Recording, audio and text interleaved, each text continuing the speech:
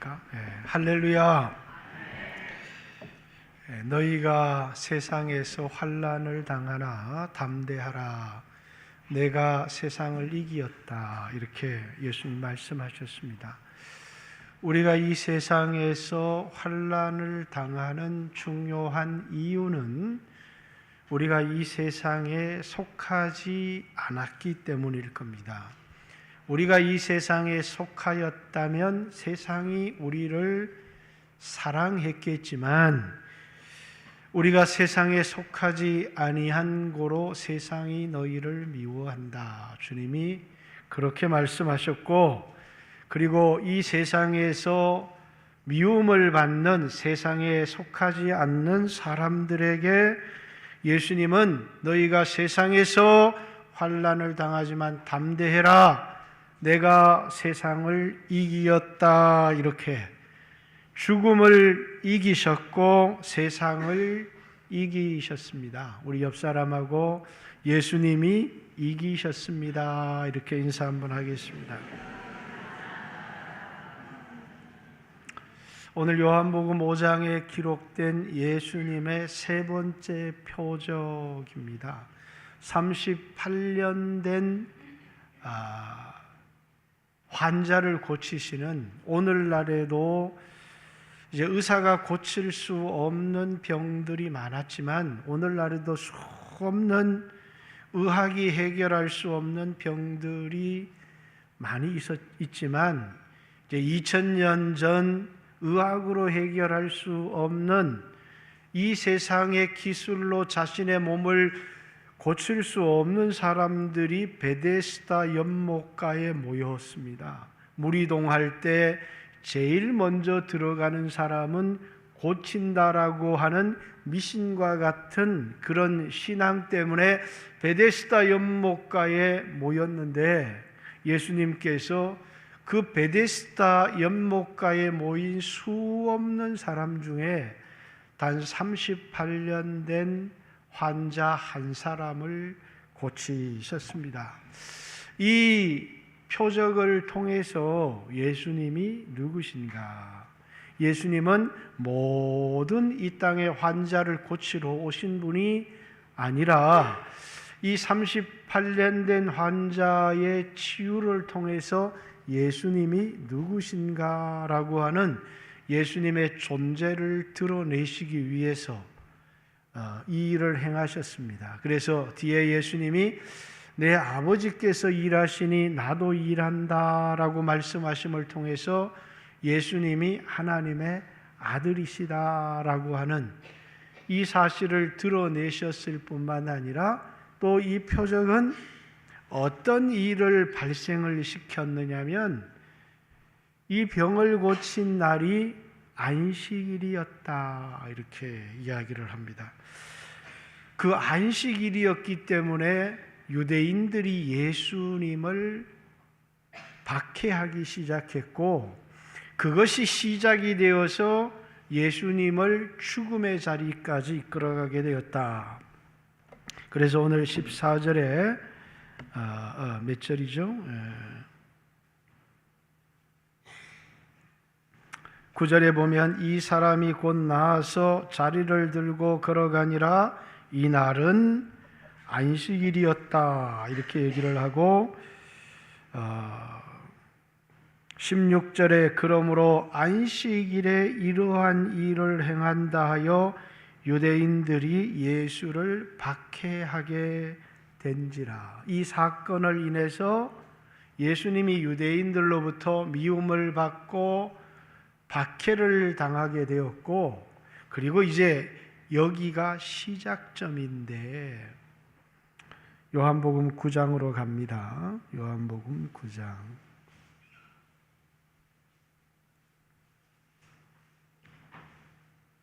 14절.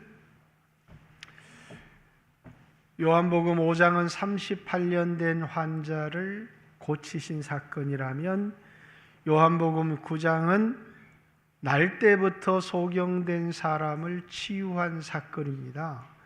동일하게 이 두 날이 다 안식일이었습니다. 14절 예수께서 진흙을 이겨 눈을 뜨게 하신 날은 안식일이라 이렇게 얘기를 합니다.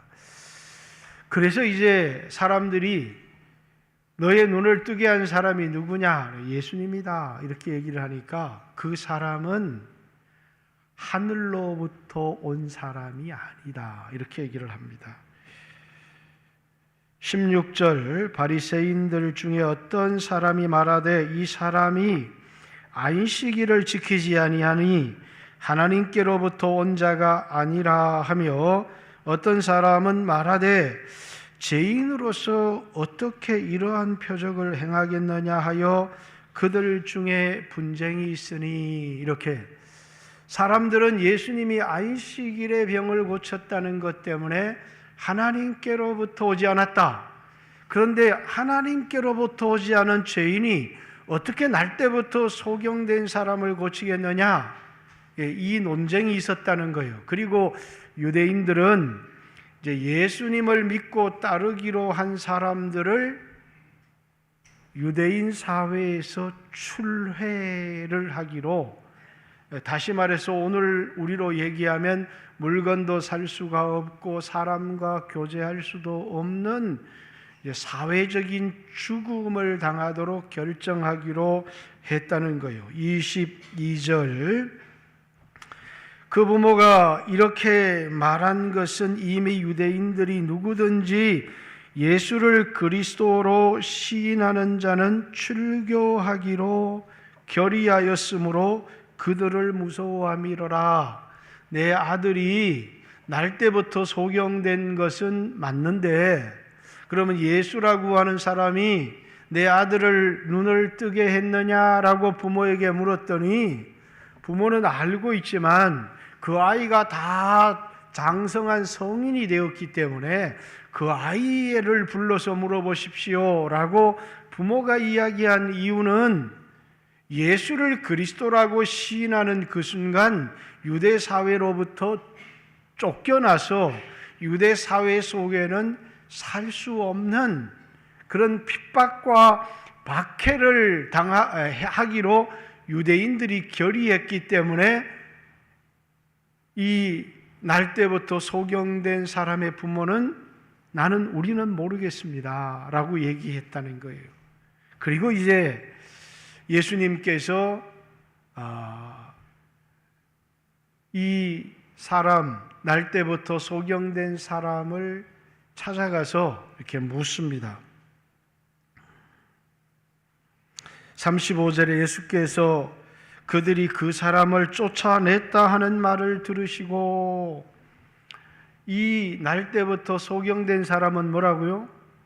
어떻게 날 때부터 소경인 나를 치유한 그 사람이 하나님께로부터 온 사람이 아니라 마귀로부터 온 사람일 수가 있느냐? 나는 그가 하나님께로부터 왔다는 사실을 믿는다 라는 사실 때문에 이 사람은 유대 사회로부터 출교를 당했습니다. 예수를 믿는다는 것 때문에 박해를 받게 되었다는 거죠. 예수께서 그 사람이, 유대인들이 그 사람을 쫓아냈다 하는 말을 들으셨더니 그를 만나사 이르시되 내가 인자를 믿느냐? 대답하여 이르되 주여 누구시오니까 내가 믿고자 하나이다. 예수께서 이르시되 내가 그를 보았거니와 지금 너와 말하는 자가 그이니라. 이르되 주여 내가 믿나이다 하고 절하는지라.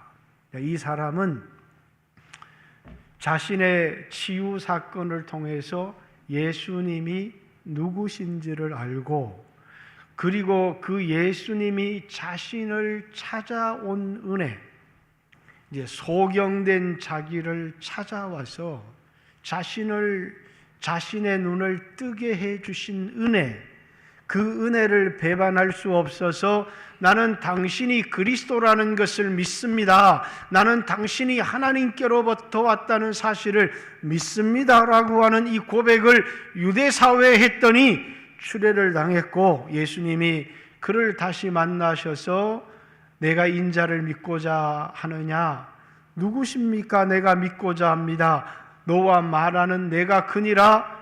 내가 주님을 믿습니다. 라는 이 고백을 통해서 이 사람은 소경되었던 눈을 떴을 뿐만 아니라 영적인 눈을 뜨고 예수님을 구주로 고백해서 그의 영혼이 구원을 얻은 사람이 되었다라는 사실입니다. 똑같은 사건이 있었습니다. 요한복음 5장에 38년 된 환자였습니다. 이 사람도 목숨을 걸고 찾아온 예수님의 은혜를 받은 사람입니다. 예수님이 안식일 날 병을 고치는 일을 인하여 본인이 죽임을 당하실 거라는 사실을 알았을 겁니다. 그럼에도 불구하고 예수님은 목숨을 걸고 이 사람을 찾아오셔서 38년 된 병에서 노임을 받게 했습니다. 내가 낫고자 하느냐? 그러니까 낫고자 합니다. 이렇게 대답하면 좋았을 텐데 물이 동할 때 나를 물에 넣어주는 사람이 없습니다. 이 말은 나는 38년 동안 기다렸는데 사람들이 순서를 지키지 않아요 라고 하는 말과도 동일한 말일 겁니다.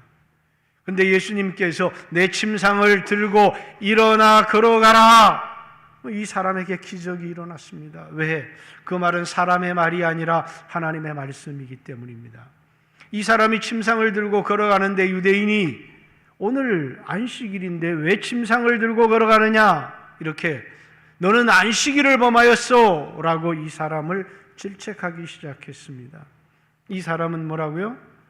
아니 내가 범한 게 아니고 나를 고친 그 사람이 침상을 들고 걸어가라고 했다라고 하는 모든 핑계를 예수님께로 대기 시작합니다.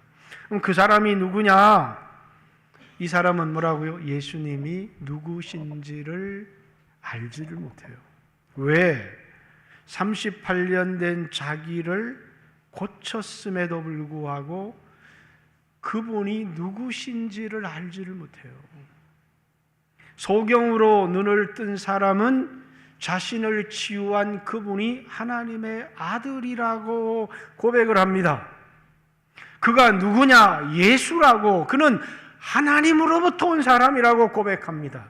그러나 이 사람은 38년 된 병에서 자기를 노임받게 했지만 그가 누구인지를 알지 못합니다.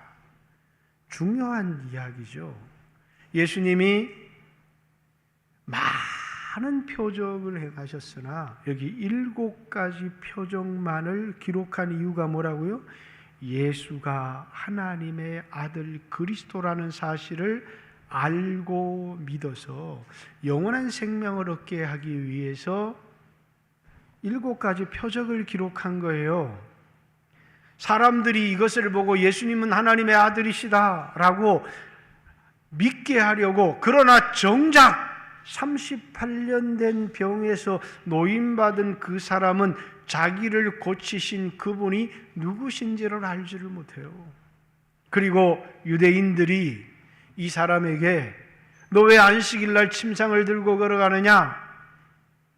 그랬더니 나를 고치신 그 사람이 들고 걸어가라고 그랬다. 예수님께서 또 이 사람을 만나십니다. 자, 앞에 날 때부터 소경된 사람도 눈을 뜨게 해주시고 유대 사회에서 출회를 당하고 그래서 그들로부터 쫓겨났다는 소리를 들으시고 예수님이 그를 찾아가서 이제 너는 나를 믿고자 하느냐? 주여 누구십니까? 내가 믿고자 한다. 너와 말하는 내가 그리스도고 그니라 이렇게 말씀하죠. 주여 내가 믿습니다 하고 그분을 자신의 왕으로 그분 앞에 무릎을 꿇고 엎드려 절을 합니다.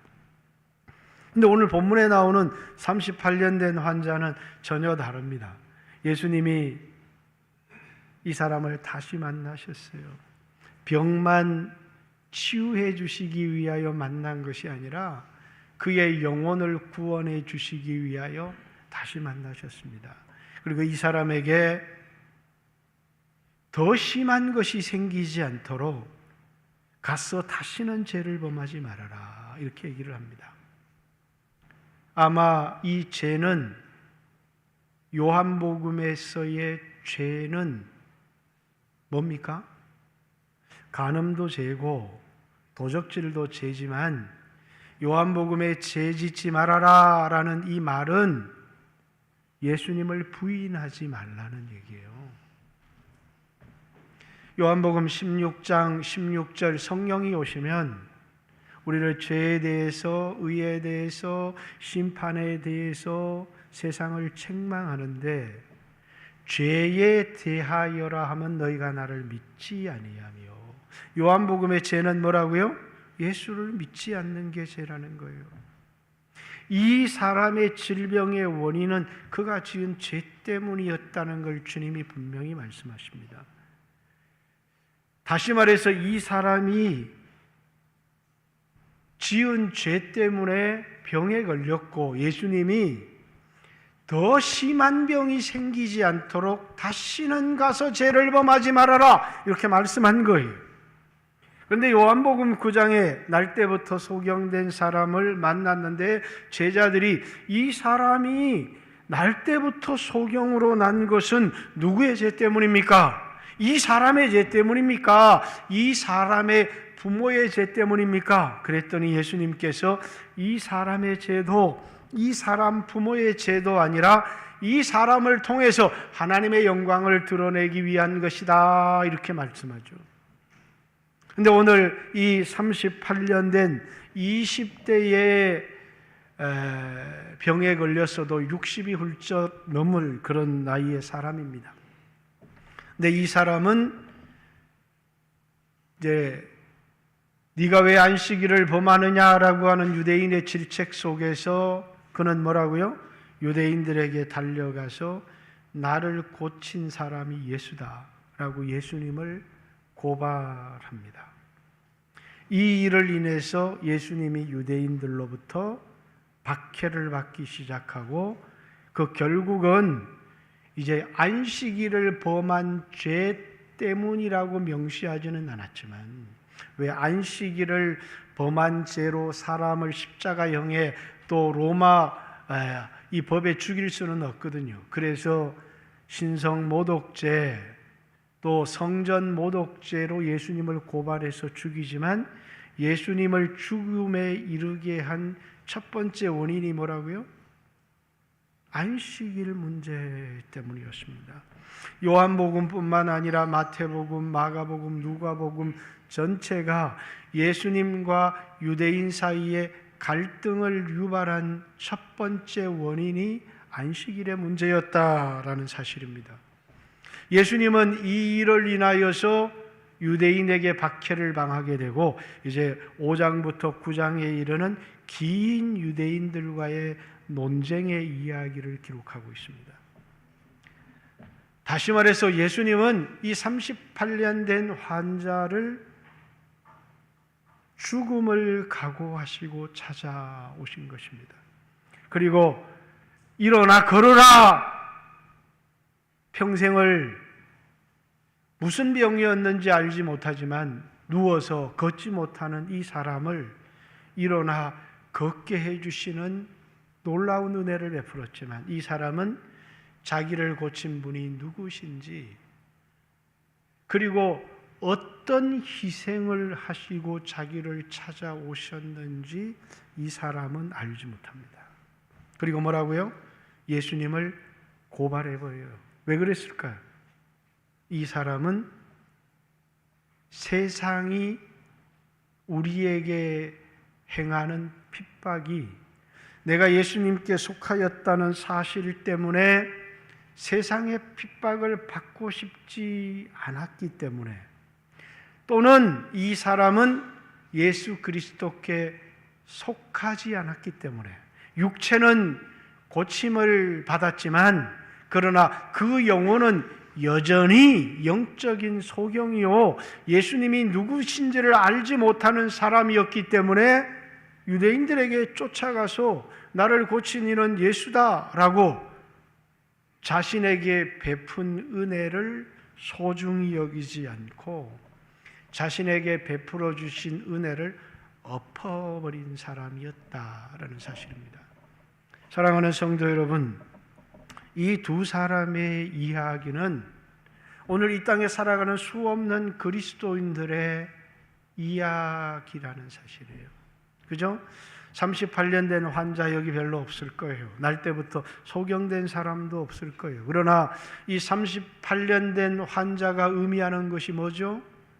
스스로 예수를 믿을 수도 없는 사람들, 스스로 선을 행할 능력이 없는 우리들에게 찾아오셔서 십자가의 은혜를 베풀어 주시고 구원해 주신 아마 그 큰 은혜일 겁니다.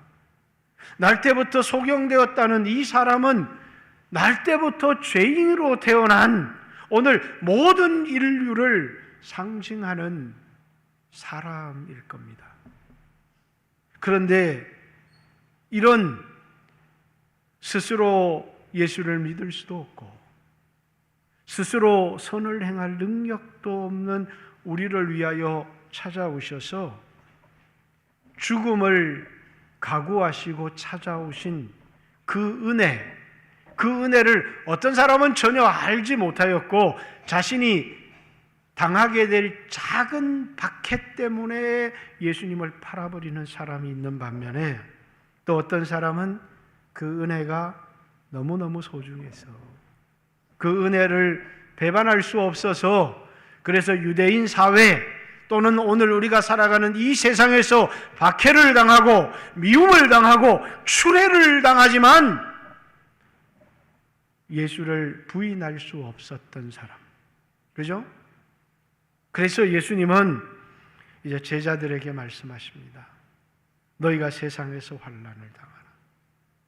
왜? 우린 이 세상에 속하지 않았기 때문에. 담대하라. 내가 세상을 이기었노라. 이렇게 말씀하신다는 거예요. 여러분은 이 두 사람 중에 여러분 어디에 속한 사람입니까? 우리가 살아온 수없는 삶이 내가 38년 된 환자, 뭐 때문에요? 세상의 평안 때문에, 나의 이익 때문에, 나의 돈 때문에, 나의 평강 때문에, 나의 안전 때문에 예수님을 언제든지 부인할 수 있었던, 나에게 베풀어 주신 이 값진 은혜의 가치를 알지 못하고 이 값진 은혜를 작은 것과 바꾸어 버린, 마치 장자의 명분을 팥죽 한 그릇에 팔아버린 에서와 같은 자 있을까 두려워하라 말했는데 오늘날 예수님이 하나님의 아들이시고 그분이 죽음을 각오하시고 나를 찾아오셨다는 거예요. 그리고 나에게 베풀어 주신 이 구원의 은혜를 팥죽 한 그릇만 못한 값싼 은혜로 바꾸어 버리고 배신해 버린 사람들. 오늘 우리 가운데는 아무도 없나요? 오늘 이 땅에는 그런 그리스도인들이 아무도 없나요? 아마 이 사람은 그리스도인으로 취급을 받지 못했을 겁니다. 왜냐하면 주님으로부터 육체의 고침을 받았지만 그의 영혼은 여전히 어둠에 속해 있었기 때문이에요. 표적을 보았지만 눈을 뜨지 못하는 사람. 그 표적을 통해서 예수님이 누구신지, 그 예수님이 나를 위하여 어떤 희생과 각오를 가지고 찾아오셨고 나를 고쳐주셨고 나에게 은혜를 주셨는지. 예수님은 첫 번째 찾아오셨을 때는 병을 고쳐주셨고 두 번째 찾아오실 때는 그 영혼의 눈을 뜨게 해주시기 위하여 찾아오셨습니다. 날 때부터 소경된 사람도 눈을 떴고 그것을 통하여 그는 소경으로 태어나서 소경이지만 영적인 눈을 뜬 사람이었고 유대인들, 바리새인들은 눈을 뜨고 우리도 소경인가? 우리도 소경인가? 라고 하지만 영적인 어둠에 속한 소경이었다라는 사실이에요. 사랑하는 성도 여러분, 내가 받은 은혜를 기억하고 있나요? 내가 받은 사랑을 기억하고 있나요? 그리고 그 은혜에 합당한 삶을 살아가고 있나요? 그 은혜 때문에 우리는 그리스도께 속한 사람이 되었습니다. 소속이 바뀌었다는 거예요. 소속이 바뀌었기 때문에 세상으로부터 미움을 당하는 것, 우리는 이 세상을 살아가게 될 때 우리는 이 세상의 썩을 양식을 위하여 살아가는 사람도 아니고 이 세상을 사랑하며 살아가는 사람도 아니고, 요한일서의 요한은 저들이 우리에게서 나간 것은, 저들이 우리의 말을 듣지 않는 것은 저들이 우리에게 속하지 아니하였기 때문이다. 이렇게 저들은 우리에게 속한 것 같지만 실상은 우리에게 속하지 않은 사람이다라고 얘기를 합니다. 예수 그리스도께 속한 사람들, 이 세상을 살아가지만 이 세상에 속한 사람들이 아니잖아요.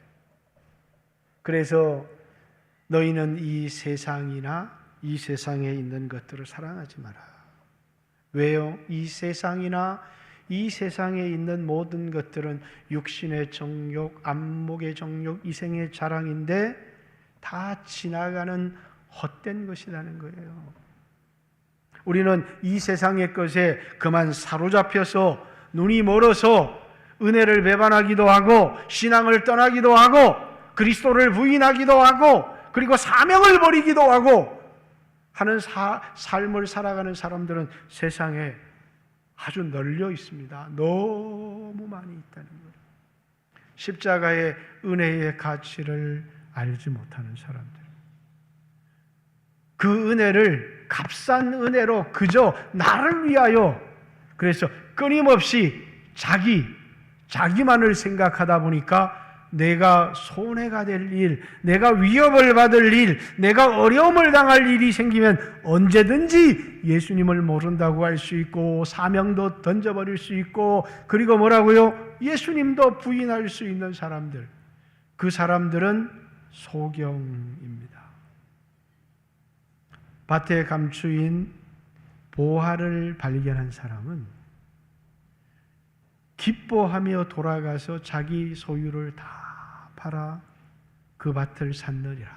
이 세상에서 예수님을 소유하는 것보다 더 귀한 것, 예수님이 내게 베풀어 주신 은혜를 붙들고 사는 것보다 더 귀한 것이 없다는 사실을 알지만, 그러나 어떤 사람들은 예수님이 나에게 은혜를 주셨고 그렇지만 그 은혜를 이 세상의 돈으로 바꿀 수 있을까? 그 은혜를 이 세상의 명예로 바꿀 수 있을까? 오직 그것에만 관심을 가지고 살아가는 그리스도인들이 이 땅에 너무너무 많이 있다라는 사실입니다. 오늘 여러분과 저도 이 땅을 살아가면서 우리 자신이 이 두 사람 중에 어디에 속한 사람인가를 한번 돌아봐야 된다는 거예요. 은혜를 엎어버리는 사람들, 은혜를 소중히 여기지 않는 사람들, 그래서 육신의 정욕을 따라 살아가고 있는 사람들, 썩을 양식을 위하여 살아가고 있는 사람들, 이제 이 요한복음에 이런 것을 위하여 살아가는 수없는 그리스도인들이 등장하기 시작하는 거예요. 요한복음 6장의 표적을 보고 떡을 먹고 배부른 까닭에 예수님을 찾아다니는 사람들이 있잖아요. 그러나 그 사람들은 말씀을 깨닫지 못합니다. 예수님이 누구신지를 알지 못합니다. 자신에게 유익이 되지 않는 순간에 얼마든지 예수님을 버리고 떠납니다. 왜? 그들은 육신의 눈을 가지고 세상의 좋은 것을 볼 줄 아는 눈은 갖고 있지만 영적인 눈을 떠서 예수님이 누구신지, 예수를 믿고 따르는 자가 이 세상에서는 환난과 핍박과 추례와 어려움을 당하지만 그러나 예수와 함께 얻게 될 그 영광을 아는 사람들은 이 땅의 것을 희생해서라도 십자가를 붙들고 살아간다는 거예요. 믿음을 붙들고 살아간다는 거예요. 믿음을 지키며 살아간다는 거예요. 말씀을 붙든다는 것이에요. 그러나 어떤 사람들은 항상 자기를 바라보고 살아가요. 우리가 구원을 얻고 하나님의 자녀가 된 것은 세상의 어떤 것과도 비교할 수가 없어요. 그 은혜를 주시기 위해서 하나님의 아들은 육체를 입으셨어요. 피를 흘리셨고 자기의 목숨을 내어놓으셨어요. 그래서 우리에게 찾아온 은혜라고 하는 거예요. 그런데 우리는 잊어버리는 거예요. 그 은혜를 잊어버리고 우리의 일상 속에서 세상에 빠져서, 그래서 뭡니까? 이 세상에 깊이 빠져서 예수님을 따르는 삶이 아니라 끊임없이 나를 바라보고 살아가는 거예요. 그리스도인은 두 종류밖에 없어요. 믿음의 길을 걸어가는, 믿음을 지키며 살아가는 사람들이죠. 우리 앞에 구름같이 둘러싼 허다한 증인들이 있으니, 구름같이 둘러싼 허다한 증인들은 히브리서 11장에 믿음으로 살았던 사람들이죠. 거기에는 아브라함, 하늘에 있는 성을 바라보고 이 땅에 본토로 돌아가지 않고 나그네로 살았던 아브라함 같은 사람도 있고, 애굽의 모든 보화와 공주의 아들이라는 신분을 버리고, 그리고 하나님의 백성과 함께 고통을 받았던 모세와 같은 사람들도 있고, 이 사람들이 다 이런 삶을 살아간 중요한 이유가 뭐라고요? 예수님, 믿음의 주요, 온전케 하신 예수를 바라보라. 그는 그 앞에 있는 이 육체의 삶 그 너머에 있는 즐거움을 위하여 현재 십자가를 참으사 추례를 당하기도 하고 박해를 당하기도 하고 십자가를 참으사 부끄러움을 개의치 아니하시더니 세상에서 부끄러움도 당했다는 거예요. 하늘 보좌 우편에 앉으셨느니라. 이 사람들은 누굴 바라보고 산 사람들이에요? 십자가에 달린 그리스도를 바라보고 산 사람들이에요. 왜? 하나님이 나에게 이 은혜를 베풀어 주시기 위하여 그분이 목숨을 걸고 자기를 찾아온 그 은혜를 잊지 않는 사람이에요.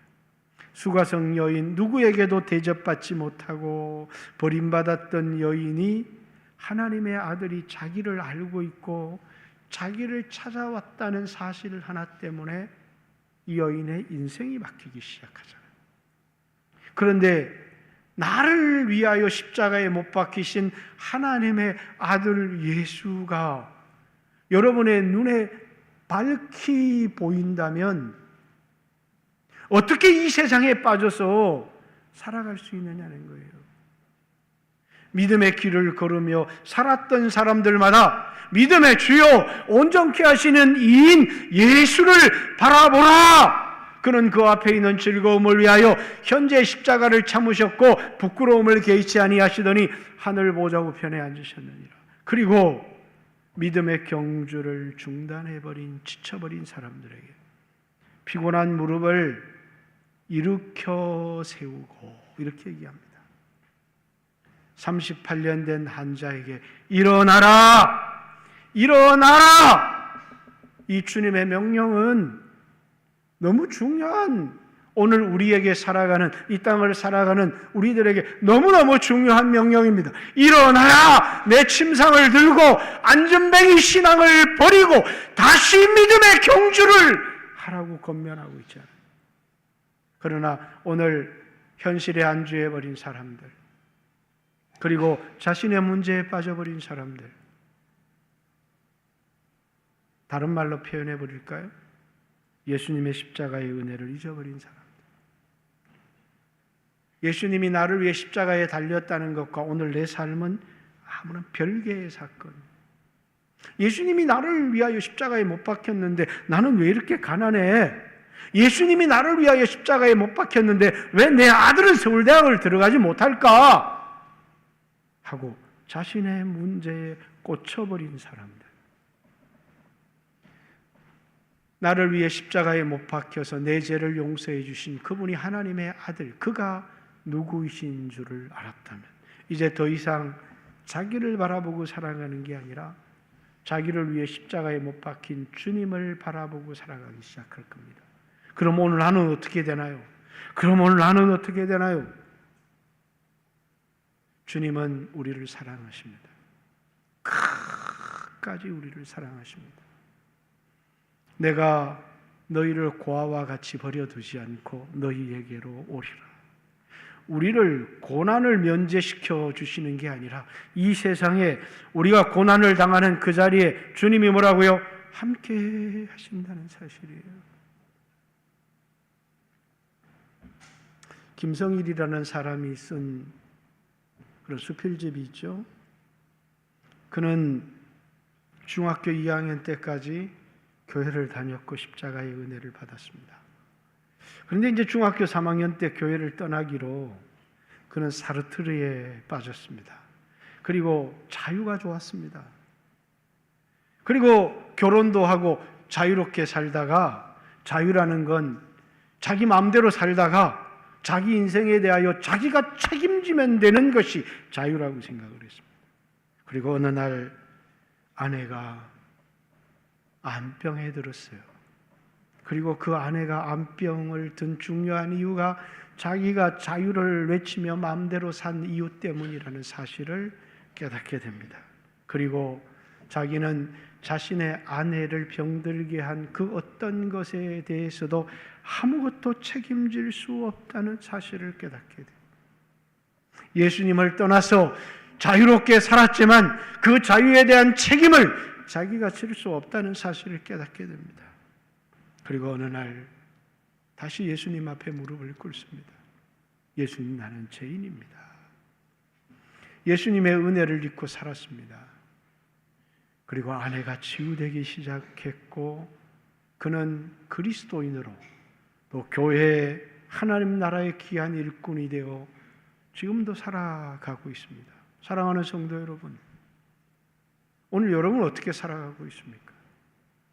내가 받은 은혜가, 십자가의 은혜가, 아니 나를 부자 되게 해주셔야지, 나를 건강하게 해주셔야지, 아니요. 그 은혜를 기억하고 살아가는 사람이 약한 것 같아도 강한 사람이 되고, 가난한 것 같아도 부요한 삶을 살아가는 사람들이 어떤 사람이라고요? 은혜를 소중히 여기며 살아가는 사람들이에요. 십자가의 은혜를 엎어버리는 사람들. 오늘 여러분을 보세요. 병들었나요? 오늘 여러분 보세요. 가난한가요? 그것이 문제인가요? 잊혀진 은혜가 문제인가요?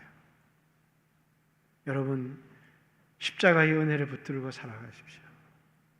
오늘 여러분에게 육신의 연약함도 있고 또 가난함도 있고 여러분도 부족하지만 그래서 하나님이 아들을 세상에 보내신 겁니다. 우리의 힘을 가지고 살아가는 게 아니라 하나님의 은혜로 살아갈 수 있도록. 주님, 저는 주님의 은혜가 없이는 하루도 살아갈 수가 없습니다. 십자가의 은혜를 붙들고 살아가는 사람은 약한 것 같으나 강하고 가난한 것 같으나 부요한 삶을 살아가는 사람들입니다.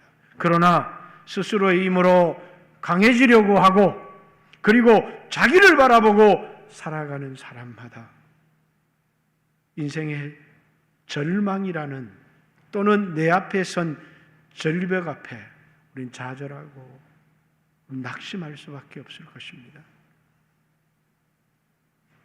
요한복음 5장에 등장하는 38년 된 병에서 노임을 받았지만 자기를 목숨을 걸고 찾아와서 자기를 구원해 주신 예수님이 누구신지, 자신에게 베풀어 주신 은혜가 얼마나 소중한지를 알지 못한 사람.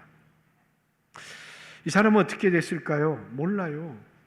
하나님의 은사는 후회함이 없어요. 우리 같으면 째째해서 치료해 줬던 거 취소 이렇게 할 거지만 예수님은 그렇게 하지 않으십니다. 왜? 하나님이 우리에게 베풀어 주신 은혜, 은사에는 후회가 없다. 하나님은 물리지 않겠지만 그러나 이 사람의 영혼은 영원히 그에게 찾아온 이 은혜의 기회를 잊어버린 사람이 되고 말았을 것입니다. 그러나 이 세상에서 추례를 당하고 박해를 받았던 그 사람은 어떻게 되었을까요? 예수님이 이 땅에서 그 사람의 삶을 책임져 주지 않았을까요? 그 사람이 주님과 함께 영광을 누리지 않겠습니까? 사랑하는 성도 여러분, 세상에 빠지셨습니까? 세상이 쳐다보이십니까? 내 자신만 보이십니까? 십자가에 달리신 주님을 바라보십시오. 다시 은혜를 붙드십시오. 그리고 십자가에 달린 그리스도의 은혜에 감격하고 살아간다면 여러분의 이 땅의 삶은 풍성하여질 것입니다. 하늘에서 주님과 함께 영광을 누리는 삶을 살아가게 될 줄 믿습니다.